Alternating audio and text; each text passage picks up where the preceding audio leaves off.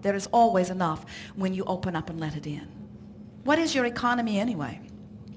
In other words, what is economy? It is the exchange of energy. It is the exchange of, your economy is the exchange of human energy, you see.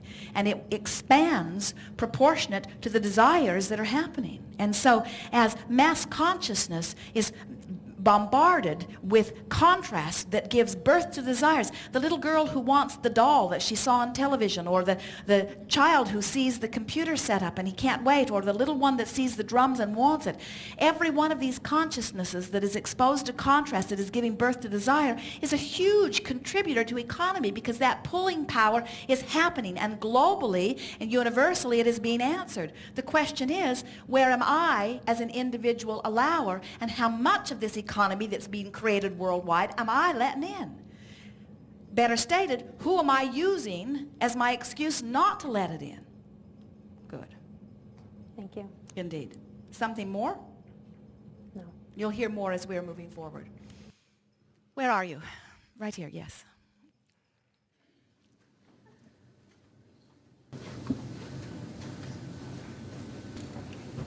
Happy day, Abraham. It is indeed. So, I know how to allow. I'm good at it. Yes. And I see I'm in the beginning of a new project. I am putting myself into I'm raising or heading towards a new plateau with my company, and I am learning how to access investment funding. All right, now stop there just for a moment. So here you are feeling good. You know how to flow the energy. And now you are reaching for a new experience. Mm-hmm. And as you reach for the new experience, you are not as sure as you were right before you reached into this new realm. And so as you begin to reach there, your vibration begins to be a little less pure just as you step into the unknown. So immediately you reach for thoughts that feel better. In other words, as you're reaching into this new place, you're wanting to reach and find balance, reach and find balance, reach and find balance. So go there and find balance. Okay, I'm absolutely sure that the funding is coming. Yes. I feel it in my bones. Yes. I am wanting to be moment to moment available for the vision to guide my action. Now you're getting a little too involved. Okay. Because what you're saying is, I know what I want, and I've set the manager loose on it, and I know that the manager will do it, and I know that it is absolutely coming, but I want to make sure that I don't take a misstep. I want to be sure that I get the right inspiration at the right time so that I act the way I'm, and so can you feel the resistance in that? Sure. In other words, so just ask the manager to remind you when it's time. In other words, just sort of step right out of that feeling. Begin saying things like, I know I'll know. The impulse will be very strong. I will be guided by very strong impulse. And if there is no strong impulse to do something, then there's nothing for me to do.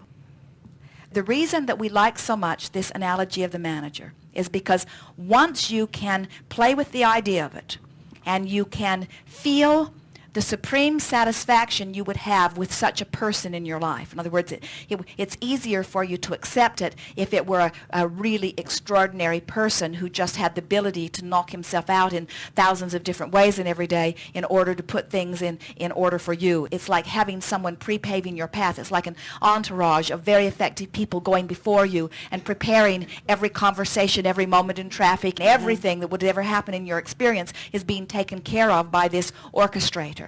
And when you really feel confident in this orchestrator's ability to orchestrate on your behalf, then, and usually only then, do you relax and turn that part of it over. Through the years, you've listened to us offer many, many processes.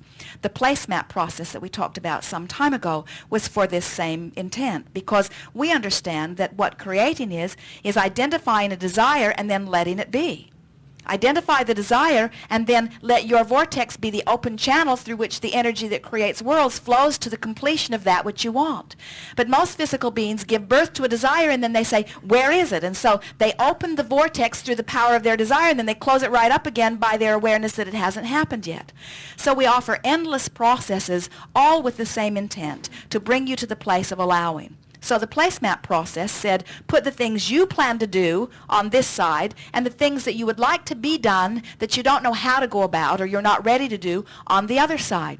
And what Esther began to notice as she played the game was that the things that she had delegated to the universe were happening even faster than the things that she had put on her own list of things to do, because she had applied the two important parts of creating. She had identified them as objects of desire, but because they weren't on her list, she didn't feel guilty about not doing them, or she didn't feel worried about doing. There was a relaxing in her energy. So the placemat process caused her to want with no resistance. And that's what this delegation to the manager does.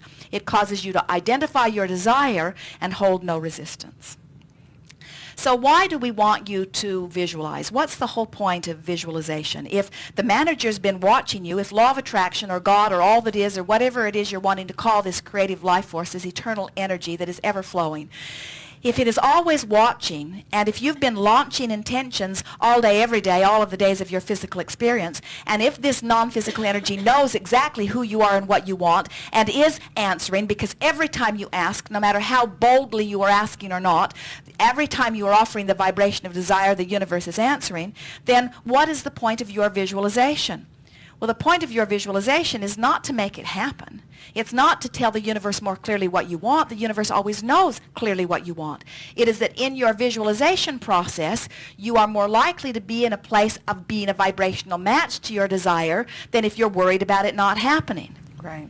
And it's where the fun comes in. In other words, that's where you begin. Oh, it is so exhilarating to have imagined, to have pretended, to have flowed energy towards something. And when the actualization of it begins to come into place, it's like coming to the confluence of great rivers where all of this energy is flowing. You can just feel the energy of it. It is so delicious to be physically, specifically focused right out here on the leading edge and have all of that energy roaring through you, and to know that you have summoned it and to be in alignment with it. Yeah. It is equally unpleasant to have summoned it all and not be in alignment with it. Right. Yes. So did we get to where you're wanting? Certainly we've laid a basis. Now speak from where you are now. Okay, what I understand now is that the shaping of allowing, so that's where I'm headed, is I want to be more deliberate in my creating, is through the path of visualizing and enjoying where we're headed. Right back there again. Yeah. In other words, more envisioning, because in the envisioning there is softer resistance.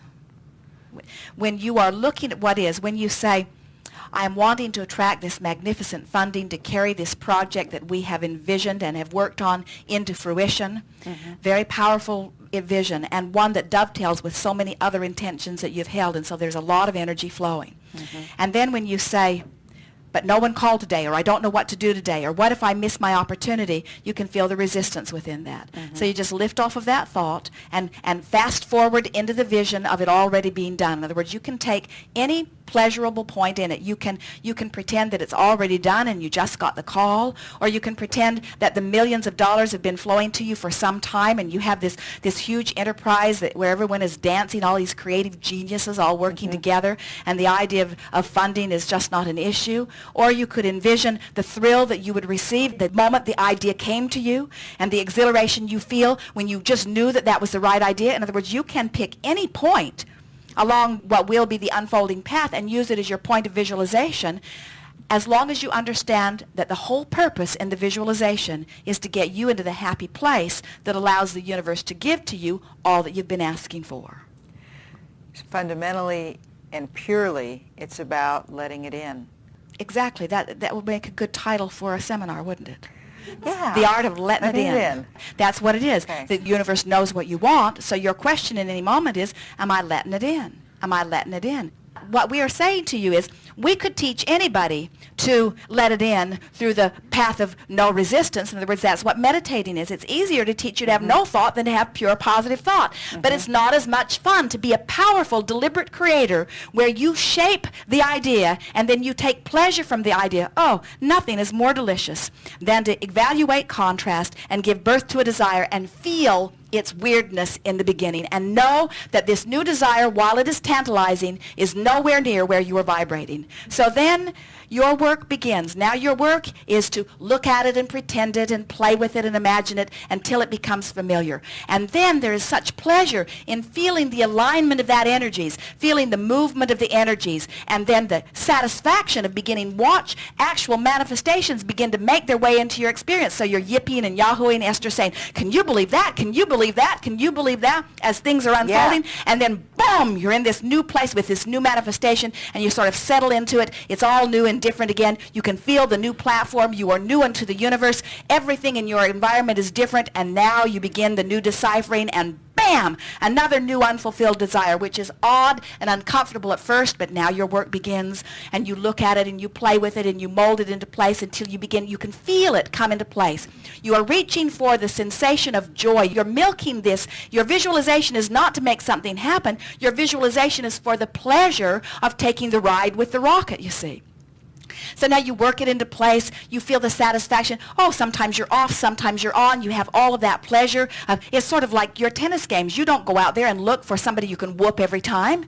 You like the idea of some competitor that brings more from you than has ever been brought from you before, and that's what this new desire is. In other words, you're not right there. It takes some concentration. It takes some visualization. It takes some molding the energy into place. But oh, the satisfaction. And now you're so good at it, you know you can do it. There's no risk that it won't be done. Now you're just taking pleasure from bringing yourself into alignment. And when you do, there's satisfaction all the way along the way of that alignment. And then there's the fun of the manifestations. They begin to make their way into your experience. You're yipping and yahooing. You're saying, oh, can you believe that? Can you believe that? Can you believe that? There's new manifestation, and then new contrast, which launches another idea, which is strange at first.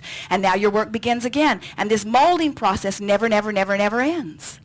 It never ends, and you never want it to end. You know that you are an eternal being. You didn't come here to get it done. You came here for the birthing, and then the alignment, and then the receiving, and then the birthing, and then the alignment, and then the receiving. In other words, it's this eternal dance of you getting to use your brilliance to conclude, while the benevolent universe yields to you everything and anything that you could ever want, giving you ever-increasing new platforms.